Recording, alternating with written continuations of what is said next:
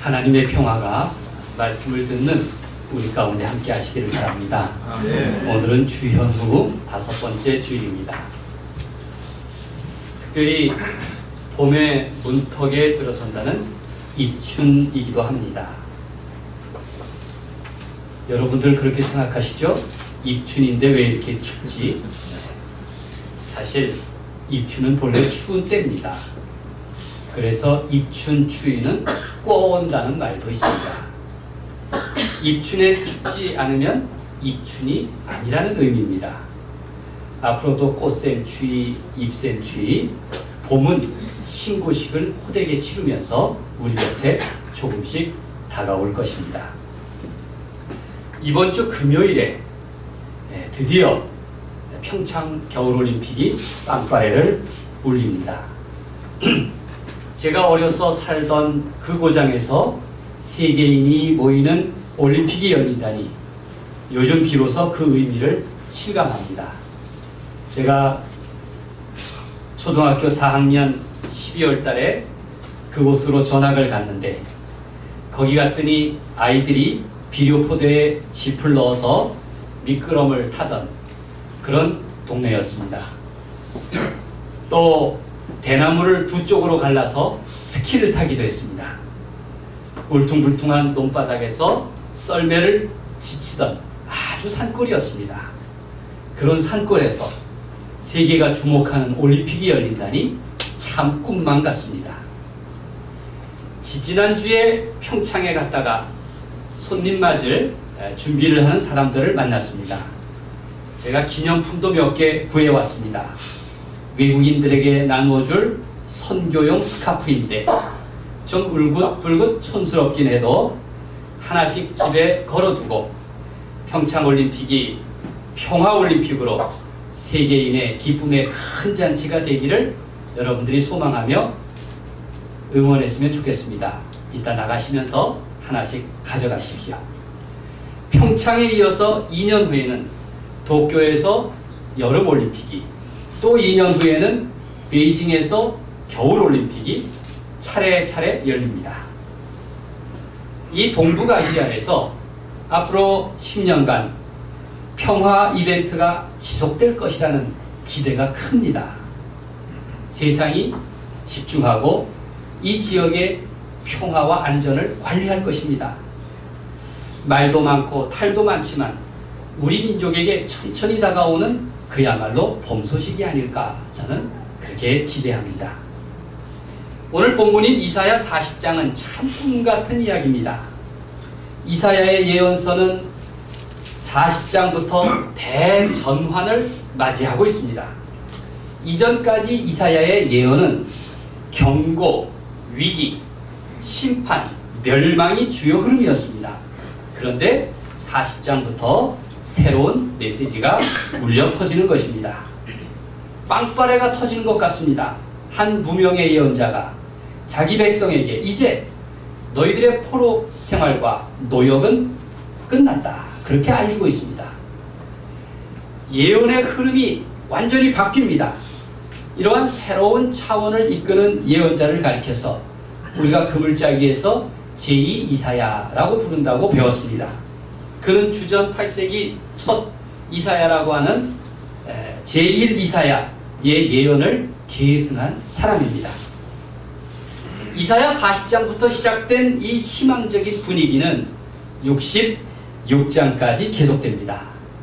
모두 27장인데 구약 속에 신약이란 별명이 붙어 있습니다. 알다시피 신약 성경은 모두 27권입니다.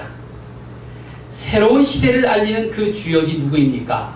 바로 고난받는 종입니다. 놀랍게도 메시아가 종의 모습으로 이 땅에 오시는데 또 고난을 스스로 자처하신다는 것입니다. 이 제2이사야 안에 고난받는 종의 노래가 4번이나 반복됩니다. 그동안의 고정관념을 완전히 깨트립니다. 바야흐로 꿈같은 사건이 이어지고 있습니다. 바로 이사야 40장은 그 서막을 알리는 전초전입니다. 바벨론 포로는 어느덧 1, 2세대가 죽고 그리고 3세대, 4세대로 이어집니다. 마침내 선지자 예레미야의 예언대로 하나님은 새로운 구원의 길을 열고 계십니다. 무슨 내용입니까? 70년 전 여러 차례 걸쳐서 포로로 잡혀온 그 광야길로 이제 자유인이 되어서 다시 되돌아가게 될 것이라는 소식입니다. 예전에 그 절망스러운 광야길이 아닙니다. 이젠 하나님께서 광야에 새 길을 내시겠다는 것입니다. 험한 광야의 골짜기마다 돋아지고 산마다 언덕마다 낮아져서 그 길이 평탄하게 될 것입니다. 그래서 3절에서 이렇게 말합니다. 너희는 광야에서 여호와의 길을 예비하라. 선지자가 듣는 하늘의 소리에 따르면 하나님이 포로들을 다시 자기 땅으로 데려가시면서 여호와의 길을 몸소 준비하신다는 것입니다. 이제는 멸망의 길이 아니라 평화의 길입니다. 이제는 심판의 길이 아니라 바로 구원의 길입니다.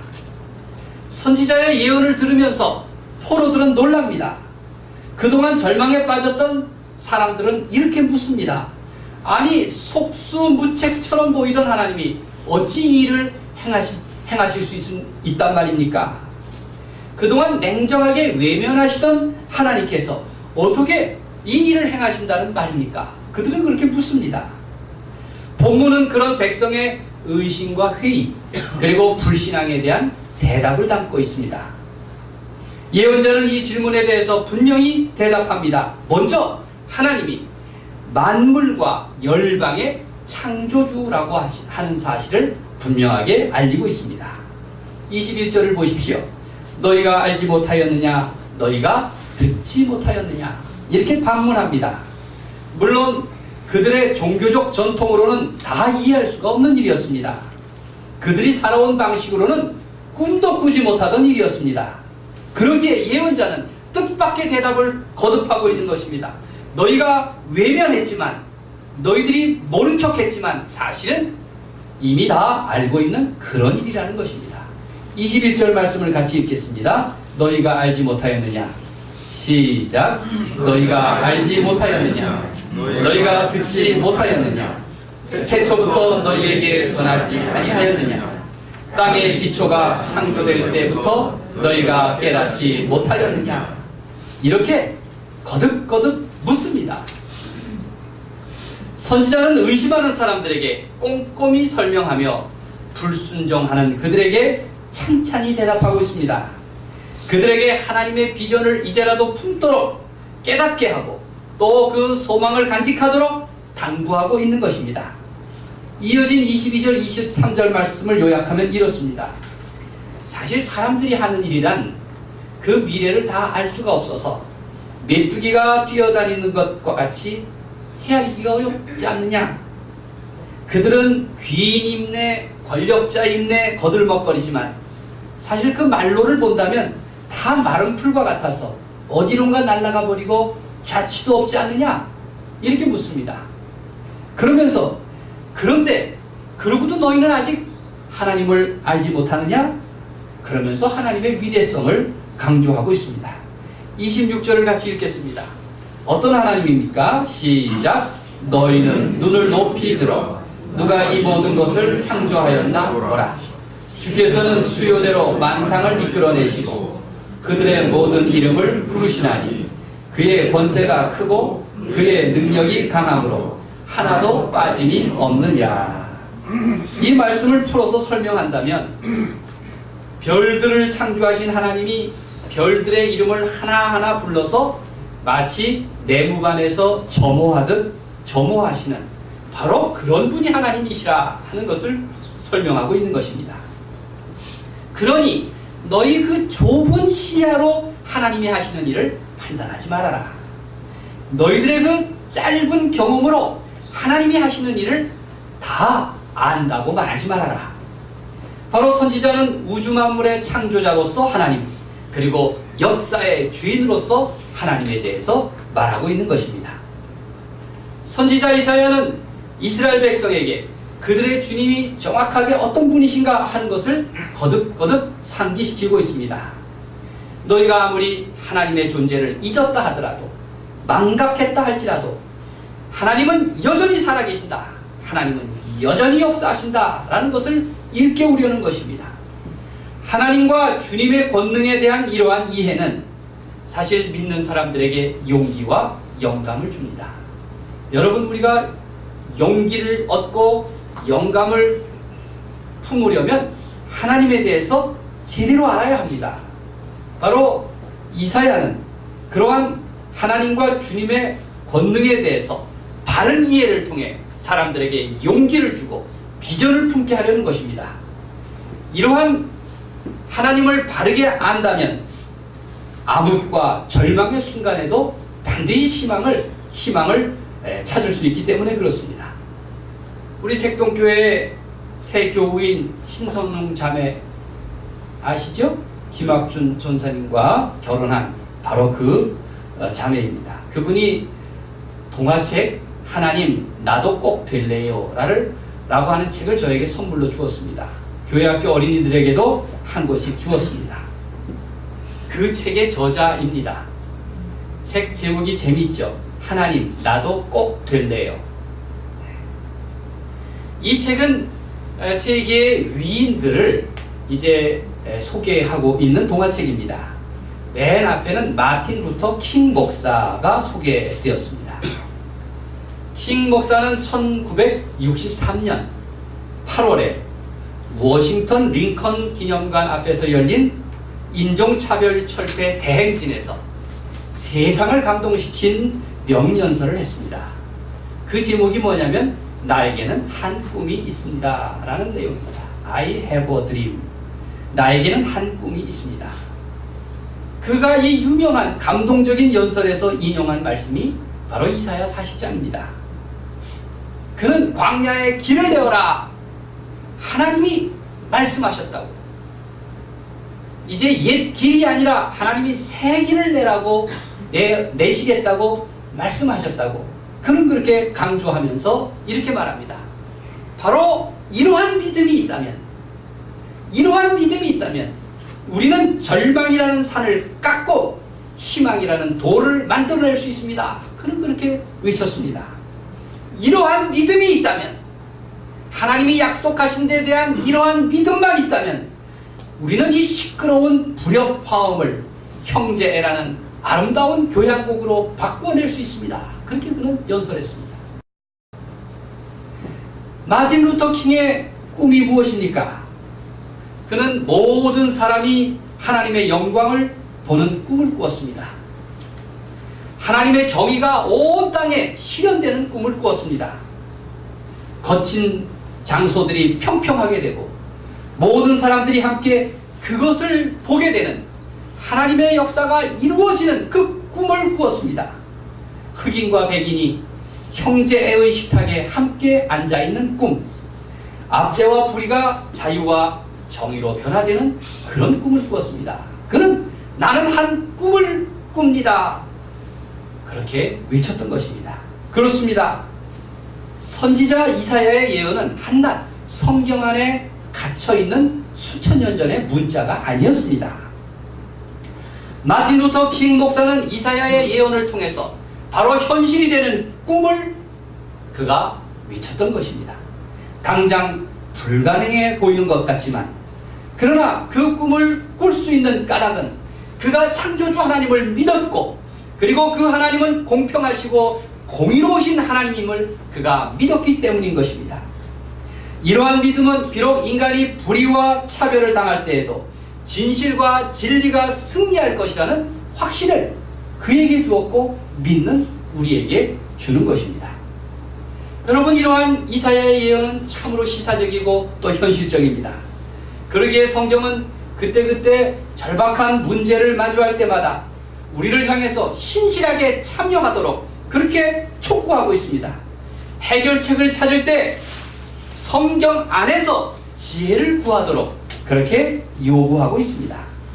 하나님의 빛 가운데서 우리가 행진하면서 하나님의 뜻을 따르라는 요청을 받고 있습니다. 이러한 이사야의 메시지는 그 부르심을 따라 살아가는 우리에게 반드시 하나님의 도우심이 있음을 약속하고 있습니다. 하나님의 약속을 믿고 따르는 사람들, 우러르는 사람들에게는 하나님께서 반드시 새 힘을 주실 거라고 그렇게 약속하고 있는 것입니다. 믿습니까? 오늘 본문을 보십시오. 28절부터 31절 말씀을 함께 천천히 읽겠습니다. 너는 알지 못하였느냐? 시작. 너는 알지 못하였느냐? 듣지 못하였느냐? 영원하신 하나님 여호와 땅끝까지 창조하신 이는 피곤하지 않으시며 곤비하지 않으시며 명철이 한이 없으시며 피곤한 자에게는 능력을 주시며 무능한 자에게는 힘을 더하시나니 소년이라도 피곤하며 곤비하며 장정이라도 넘어지며 쓰러지되 오직 여호와를 앙망하는 자는 새 힘을 얻으리니 독수리가 날개치며 올라감 같을 것이요 다른 박질하여도 곤비하지 아니하겠고 걸어가도 피곤하지 아니하리로다. 아멘.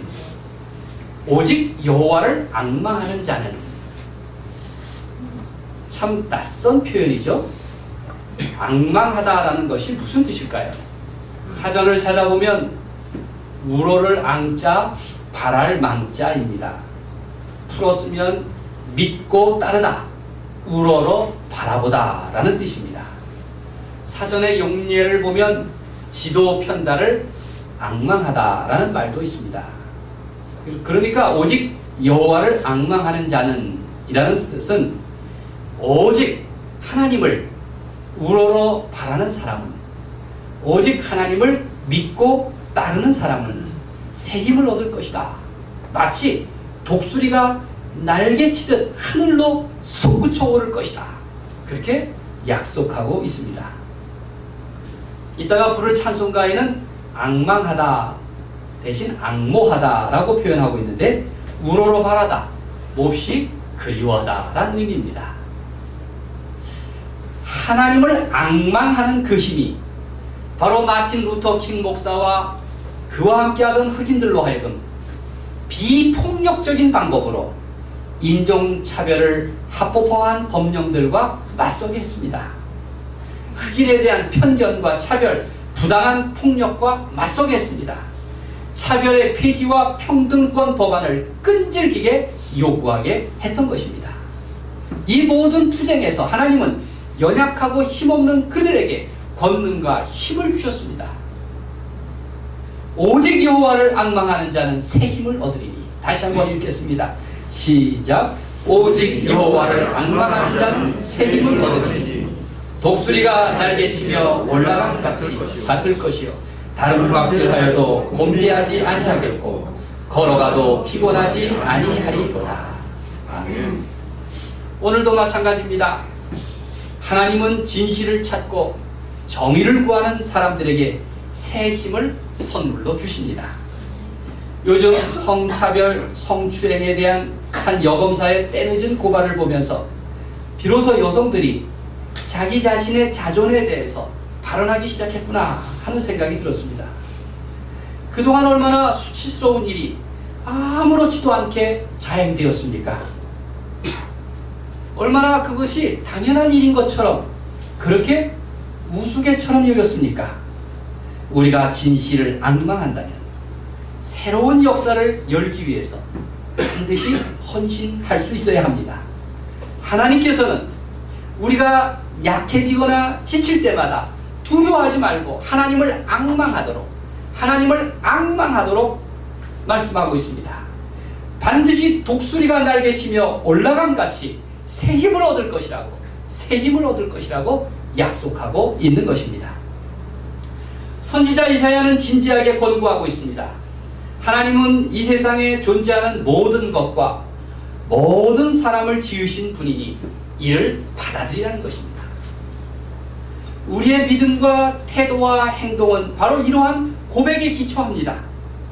내가 그리스도인이라면 우리의 길을 활짝 열고 주님의 인도하심에 따라야 합니다. 세상의 호소에 귀 기울여야 합니다. 여러분, 우리 시대에서 가장 강력한 보수 세력으로 개신교회를 꼽습니다. 여러분, 제가 여러분들을 보니까 정말 앞뒤가 꽉 막힌 보수인 것 같습니다. 왜냐하면 다 개신교인이니까요. 그것은 바른 평가가 못 됩니다. 사실 그리스도인들이 보수적이라고 하는 이유 중에 하나는 이들이 창조론을 믿기 때문이라고 하기도 합니다. 사실 창조론이라고 하는 이론을 믿는 것이 우리가 그리스도인이라는 증거는 아닙니다. 그러나 내가 창조주 하나님을 믿는다는 그 믿음은 우리가 결코 부정할 수 없고 양보할 수 없는 믿음입니다. 오늘 이사야가 말하지 않았습니까? 너희는 우주 만물을 창조하시고 역사를 이끄시는 하나님을 믿어야 한다고. 이러한 지극히 당연한 믿음을 가질 때만이 바로 하나님께서 우리와 함께 하시는 세상을 바꾸어내는 놀라운 역사에 우리가 동참할 수 있을 거라고 그렇게 말하지 않습니까? 우리는 창조론 혹은 진화론 이러한 이론을 따지는 사람들이 아닙니다. 그러나 다만 모든 그리스도인들은 나를 창조하시고 나를 하나님의 형상대로 존귀하게 지으신 그 하나님을 믿습니다. 믿습니까? 네. 그런 창조주 하나님을 믿는 사람은 꽉 막힌 보수적인 사람이 결코 아닙니다. 하나님의 뜻이라면 하나님의 공의와 공평하심에 따라 무엇이든 용기 있게 감내할 수 있는 그러한 하나님의 사람들이 될 수 있습니다. 오히려 세상의 변화와 진보를 주도하는 것은 바로 성경의 메시지입니다. 우리가 하나님의 말씀을 믿는다면 결코 꽉 막힌 보수가 아닌 것입니다. 하나님의 뜻은 이처럼 사람의 상식이나 이해관계를 훨씬 뛰어넘습니다. 하나님은 낡은 신앙 의식이나 판에 박힌 형식주의에 골몰하는 그런 사람들에게 그저 뻔한 방법으로 말씀하시는 그런 분이 아니십니다. 지금 역사의 흐름과 변화를 예측하지 못하는 신앙인들이라면 그런 보수성을 갖고 하나님을 이해하려고 한다면 결코 하나님은 그들에게 제대로 경험되지 못할 것입니다. 그렇기 때문에 우리는 더 긴장해야 합니다. 그렇기 때문에 더 우리는 경건해야 하고 그렇기 때문에 우리는 더 하나님 앞에 진실해야 합니다. 성경은 믿어도 되고 안 믿어도 되는 그런 책이 결코 아닙니다. 하나님의 말씀에 더 귀를 기울이기 위해서 창조주 하나님 앞에서 더 내 태도를 바꿔내야 합니다. 우리나라의 현재를 보면 결코 상식적인 것이 반드시 진리는 아니라는 것을 알 수가 있습니다. 꼭 30년 전에 1988년이죠. 서울올림픽이 열렸습니다. 저는 1981년에 서울올림픽이 개최가 확정된부터 88년 올림픽이 열리는 때까지 열심히 서울올림픽을 반대했습니다. 그 당시 젊은 세대는 이 땅에서 열리는 올림픽을 비판했습니다. 왜냐하면 내내 독재 정권을 홍보하는 수단으로 활용되었기 때문에 그렇습니다. 물론 그 시절에는 북의 참여는 꿈도 꾸지 못했습니다. 단일팀을 구성한다는 것은 상상하지도 못했습니다. 그러나 이제 30년이 지나고 이 땅에서 겨울 올림픽이 열립니다. 저는 올림픽이 열리는 그 일에 열심히 찬성하고 또 지지했습니다. 왜냐하면 이 땅에서 열리는 올림픽이 이 나라 남과 북 사이에 평화를 가져올 것이다 하는 그러한 상상을 했기 때문에 그렇습니다. 남과 북이 공동으로 입장하고 단일팀이 구성되고 이 땅에서 남북을 함께 응원하는 이런 것들을 도대체 어떻게 상상이나 할 수 있었겠습니까? 지금 평화가 정착이 돼서 그런 일을 하는 것이 아닙니다. 아직도 헥헥하면서 긴장과 대결을 부추기고 여전히 전쟁의 소문이 무성하지만 그래도 희망의 작은 씨앗이 이 엄동설한 그 얼음 땅 밑에 심어질 수 있는 기회가 되기 때문에 우리가 응원하는 것입니다. 소망하는 것입니다. 세상에 우리나라에서 이러한 일이 일어날 줄 누가 감히 짐작이나 했습니까? 봄이면 늘 보릿고개를 넘던 세상에서 가장 가난한 나라였습니다. 오랫동안 독재 권력이 지배하던 이 나라였습니다. 그런데 남보란 듯 잇따라 올림픽이 열릴 줄 누군들 꿈이나 꿨겠습니까? 민주주의가 차근차근 정착되리라고 누군들 상상이나 했겠습니까? 이런 우리 민족에게 좋은 기회가 온 것입니다. 그렇기 때문에 이 기회를 잘 선용해서 한반도의 위기를 잘 관리해야 합니다. 이 땅에서 평화를 지켜내야 합니다. 우리가 이사야 선지자의 예언을 믿는 사람답게, 창조주 하나님의 역사하심을 믿는 사람답게 온 세계인이 지켜보는 이 순간을 평화 확산의 기회로 우리가 삼아야 할 것입니다. 삼아야 할 것입니다. 성경에 따르면 예언자의 꿈은 보통 사람의 상상을 훨씬 뛰어넘습니다. 2, 3천 년 전의 예언일지라도 오늘을 사는 우리에게 비전을 던져주는 이 말씀들을 보십시오. 우리가 믿음으로 성경을 본다면 반드시 하나님의 역사를 긍정하게 될 것입니다. 우리가 날마다 톨레르게를 통해서 내게 힘주는 말씀을 찾고, 그리고 굿모닝 하나님을 통해서 하나님의 말씀을 보다 이해하려고 하는 것은 성경을 단순히 공부하는 데 그쳐서는 안 됩니다. 바로 그 말씀 속에서 내 삶을 자극하고 도전하고 새롭게 하는 비전을 찾는 것입니다.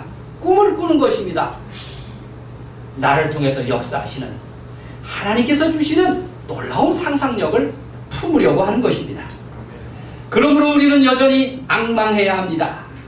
온 세상 모든 민족과 모든 육체가 하나님의 영광을 보는 그런 세상, 물이 바다를 덮음같이 주의 영광이 온 세상에 가득한 그런 세상을 꿈꾸는 것입니다. 그런 세상을 앙망하는 것입니다. 내가 하나님의 영광을 바라보는 비전을 품기를 늘 앙망하십시오. 이 땅에서 평화를 이루는 주역의 한 사람으로 참여한다는 그런 상상력을 품으십시오. 그리고 내 삶을 향해 소망하십시오. 내 삶에 하나님이 함께 하시고 역사하신다는 것을 믿고 의지하십시오. 하나님을 앙망함으로써 믿고 따르십시오. 오직 여호와를 앙망하는 자는 새 힘을 얻으리라는 말씀을 믿고 의지하십시오. 이러한 창조주 하나님을 믿는 그 믿음 가운데 하나님께서는 반드시 새 힘을 주십니다. 하나님의 은혜가 우리 민족과 함께 하셔서 평화를 주시고 또 내 삶에도 간섭하셔서 새 힘과 소망을 주시기를 우리 주님의 이름으로 간절히 축원드립니다. 아멘. 기도하겠습니다.